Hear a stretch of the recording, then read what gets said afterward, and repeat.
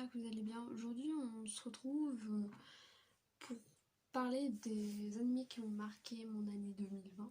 Vous avez le droit d'avoir un choix différent bien sûr, chacun a ses animés qu'il aime, donc voilà. Alors du coup c'est pas tous des préférés que j'aurais dans mes préférés etc, mais c'est des animés que j'ai regardés et dont ça m'a marqué quand même. On commence par Brand New Animal, connu sur l'acronyme BNA, voilà. Donc on est dans un monde où il y a un endroit pour les humains et un endroit pour les animaux, les hommes bêtes. C'est des animaux anthropomorphiques, si vous préférez. Du coup, on a Michiru, notre héroïne, qui un jour se retrouve transformée en homme bête tanuki. Et donc elle va se réfugier à Anima City parce qu'elle voit que c'est une ville où elle peut rester là-bas comme elle est, etc. Et elle va rencontrer un homme bête loup qui s'appelle Shiro Ogami et qui déteste les humains. Du coup, elle, d'un côté, elle va lui montrer que tous les humains ne sont pas comme ça, etc. Et ils vont devoir vivre des aventures parce qu'en fait, ils veulent trouver un moyen qu'elle reprenne son apparence normale.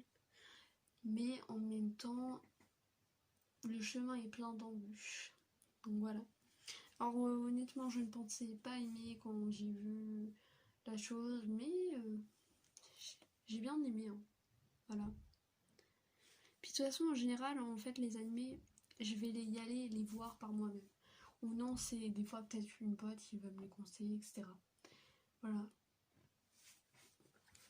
Sinon, on passe à l'autre, à la suite qui est SNK Shingeki no Kyojin saison 4. Donc, saison 4 qui a commencé fin 2020 et qui n'est toujours en cours de diffusion. Et d'ailleurs, elle est en pause pour l'instant.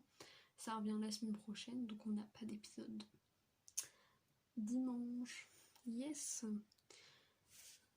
Alors pour tout vous dire, cette saison, franchement, elle commence déjà super bien. Ça m'étonne pas de Shingeki no Kyojin.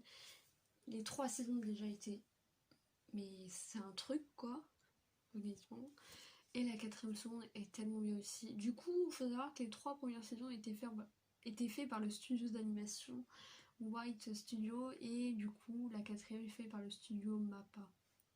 Donc il y a quand même une différence entre les designs, etc. En même temps, ils ont grandi, mais il y a quand même une différence sur certaines choses, vous pouvez remarquer les nez, etc. Voilà, bref. Sinon, on passe à la suite. Donc là, je vais vous parler de Yukoku no Moriarty. Donc la diffusion est finie il n'y a pas longtemps. Je pensais que c'était pas encore fini, qu'il restait un épisode, parce qu'en général, c'est plus 12 épisodes les saisons d'anime maintenant. Mais non, c'est un anime où la saison 1 a 11 épisodes. Donc ça s'appelle Yukoku no Moriarty. C'est connu aussi sous le nom Moriarty the Patriot. Donc bien sûr, j'ai remarqué Moriarty, bien oui, l'ennemi de Sherlock Holmes. Et du coup, il y a Sherlock Holmes aussi dans l'histoire. Ça touche pour genre biographique, drame, historique, mystère, shonen. Donc, ça se passe...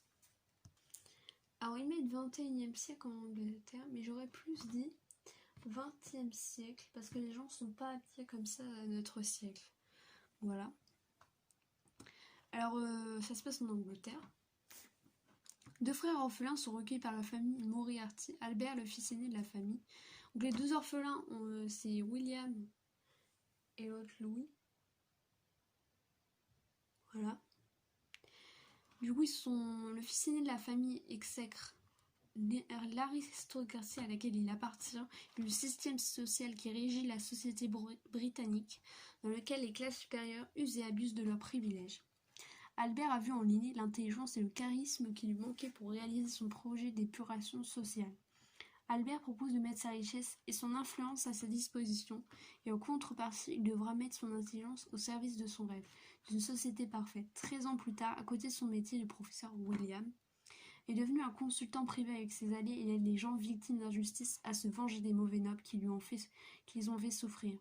Leur sanction est impitoyable, car le châtiment qu'ils infligent n'est autre que la mort.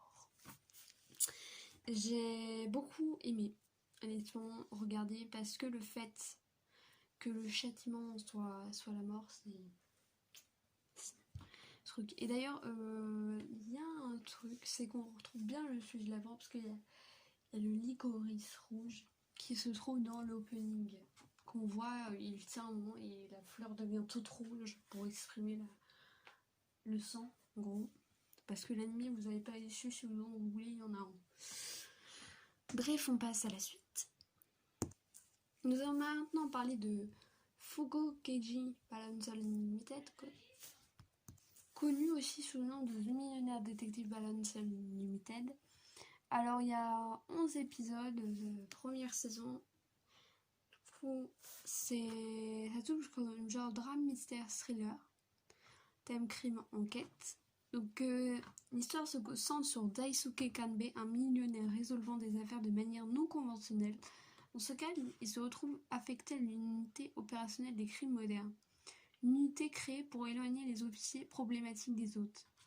C'est ainsi qu'il va faire la rencontre de Haru Kato, son nouveau partenaire. Alors qu'ils doivent travailler ensemble, Kato repousse Kanbei car il ne partage pas sa vision des choses. Pendant ce temps, de mystérieux incidents se produisent. Comment ces personnes que tous en opposés vont réussir à résoudre les affaires? Donc franchement, j'ai beaucoup aimé, honnêtement. Donc je l'ai regardé il y a quelques mois, si je me rappelle bien. Voilà. Parce que j'en avais pas entendu parler. J'en ai entendu parler après. Parce que j'ai lu des trucs, j'ai dit ça a l'air pas mal. Et du coup, je suis partie regarder. Et j'ai adoré. Donc j'espère que ça vous aura plu. La suite sera dans une autre partie. Matane.